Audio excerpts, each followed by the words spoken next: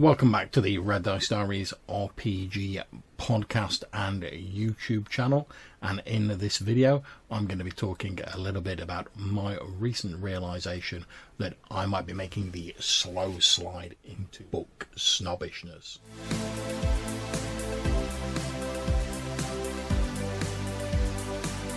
Now, you might be asking yourself, well, how did I come to this realisation? Well, it all started with the arrival of my Kickstarter copy of Vesson, a Nordic horror role-playing game. Now, I already knew this game had achieved a certain amount of market penetration when I mentioned it to Hannah, and she said that a number of her friends had already been enthusing about it. Okay, love, so I'm recording my episode talking about whether I'm a book snob or not. What do you reckon? Book snob or not? Depends on the book. What do you mean? Well, when it's Wood, Darkness or Wizards of the Coast, you tend to have considerably higher standards than you do with the OSR type books. Let's put it that way. Yeah, that's fair. I can't disagree with you there. Certain expectations towards quality of printing depending on how much you paid for the book as well. Now, whether that's snobbery or expecting to get what you pay for is a different matter, but I think it depends. Now, obviously, this isn't a review of Vesson, although I hope to be doing that at some point.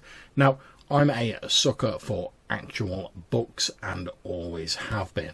Now, don't get me wrong, I love a PDF, and with rising prices and ridiculous postage and packaging and shipping charges, sometimes you've no alternative to bite the bullet and just get yourself that sweet PDF. Plus, PDFs can be searchable, they've got bookmarks and all of that other good stuff you get with the advance of technology.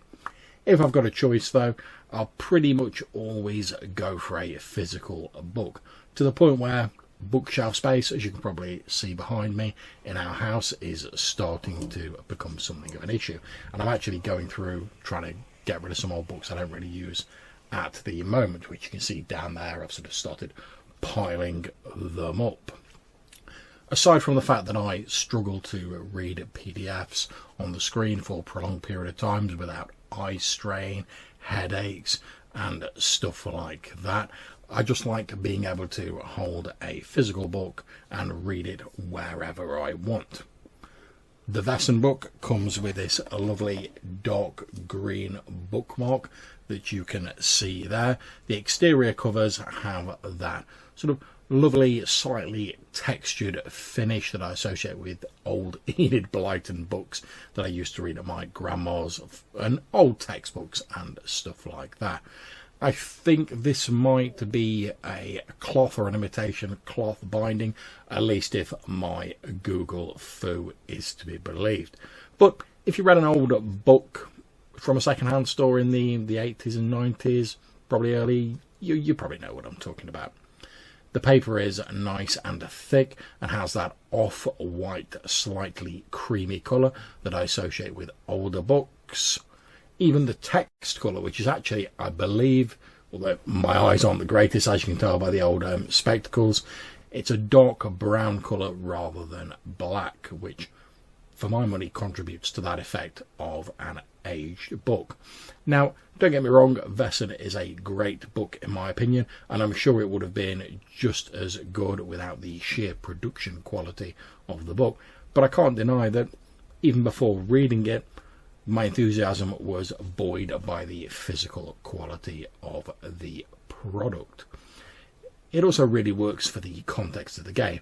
After all, in Vesson you're supposed to be playing the heirs to an ancient society of monster hunters, so sort of harkening back to a vintage style of book works really well with that.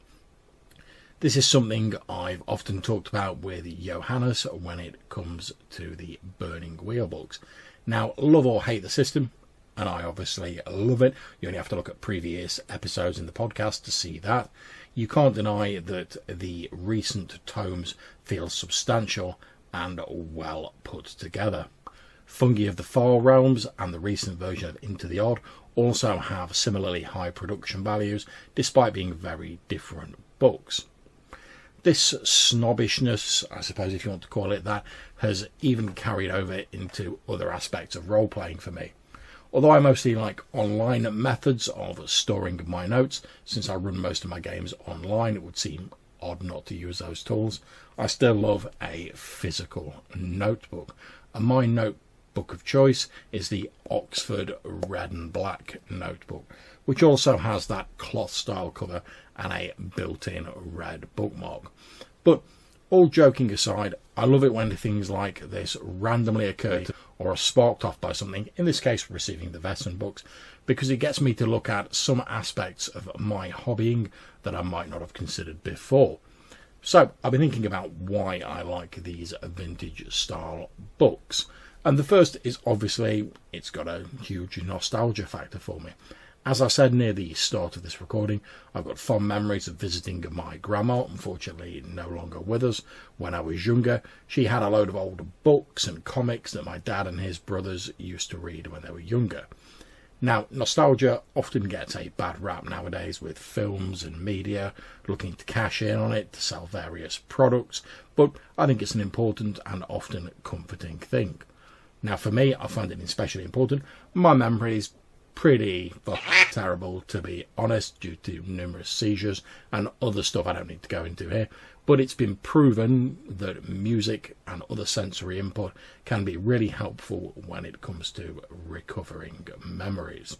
For me, these vintage books help me reconnect with happy memories in a part of my life that is otherwise only vaguely recalled, and I think that's a great thing. Another thing is the utility of these tomes. I mean, things like built-in bookmarks. I mean, I don't know about you guys, but I tend to jump around between books when I'm reading. I've always got a few different books on the go, especially role-play books when I'm more sort of referencing them. And I've always got numerous bits of paper and card and stuff like that sticking out of the books. You've probably seen some already in the footage in this episode, and I'm always losing them or misplacing them. Having a built-in bookmark, or even, praise the Lord, two of them in some books, means I'm not going to lose it, and I don't have to go hunting for something to use as a bookmark when I pick up the book. And the last thing I want to talk about and mention here is durability. These well-made books also tend to be extremely durable and hard-wearing. Now, don't get me wrong, books get dinged, they get damaged as time passes. That's pretty much unavoidable, unfortunately. Certainly if you're going to be reading the books and you're not just keeping them as like a coffee table book, you know, just keeping them on a shelf in like a presentation case or whatever. And to be honest, with most of my books, if I've got a book, I kind of want to read it. I don't just want it to sit on the shelf and look at it. And in fact, a large part of me going through my books now is looking at the books that I've not read for some time and going, well, do I really need to keep these books if I'm not reading them? And obviously, I like my books. I mean, look at the shelf behind me. But when you sort of come down to it, the answer is, well, but if you've not read something for a few years and you're probably not going to run that game again, then you probably don't really need it unless you're just holding on to it for nostalgia factor.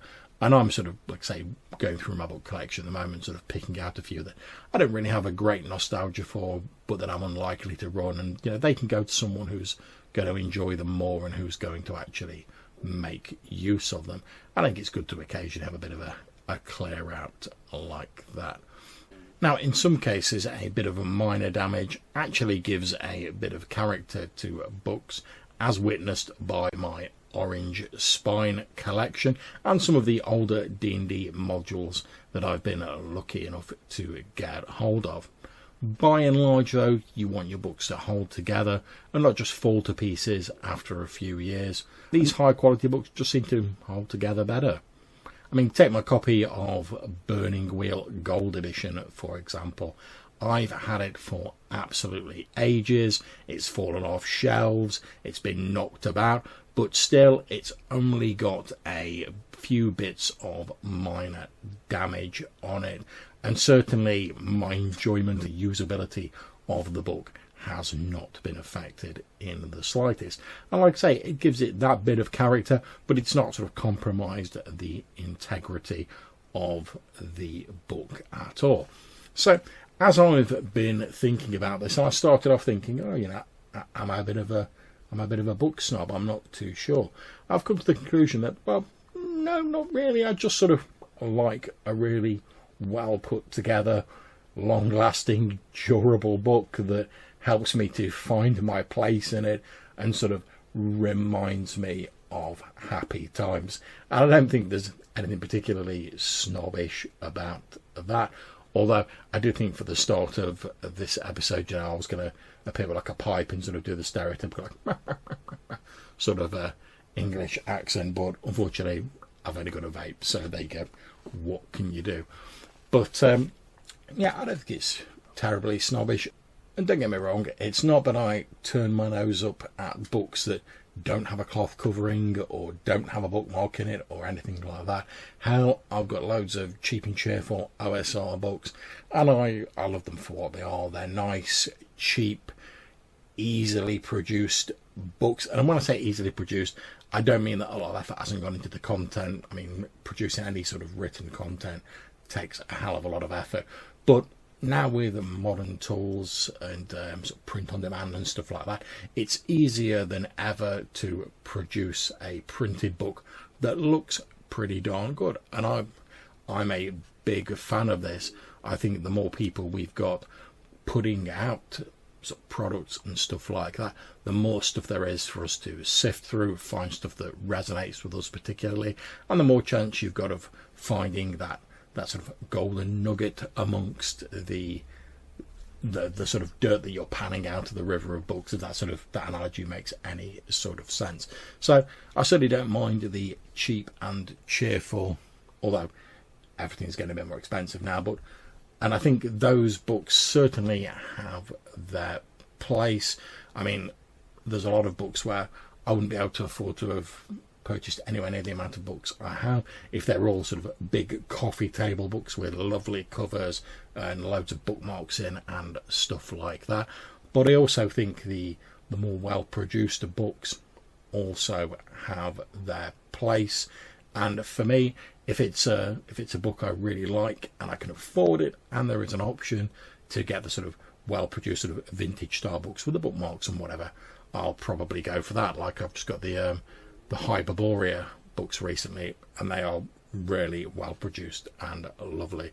And I think it's a culmination of all of those things I've talked about that leads to me wanting to have these nice books. And let's face it, if I'm going to buy books, I want to buy some nice ones.